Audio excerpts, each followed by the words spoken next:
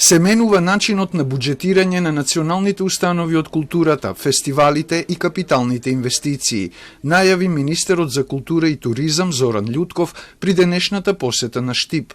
Според него, од следната година директорите на установите од културата ќе имаат поголема автономност при распределбата на средствата за проекти, но и одговорност за што ги трошеле, за што ќе бидат мониторирани од ресорното министерство.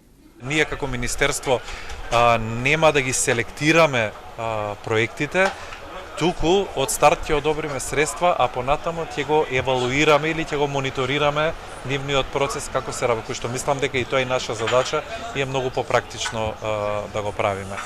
На прашање на Телма дали е откочена постапката за реконструкцијата на универзална сала, министерот кажа дека втората фаза од реконструкцијата е запрена.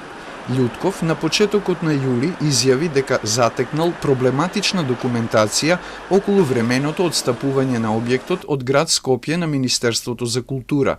Тогаш кажа, а и сега е на ставот, дека не става подпис на документи кои покажуваат, како што рече денеска, дека постапката за отстапувањето на универзална била нелегална.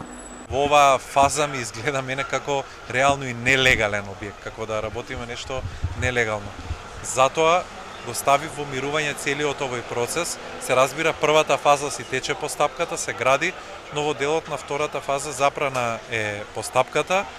Но на терен нема никакви градежни активности, само се гледа дека под челичната конструкција е исчистен целиот смет од пожарот на 9 април. Министерот најави ревидирање на целокупната документација околу временото отстапување на објектот.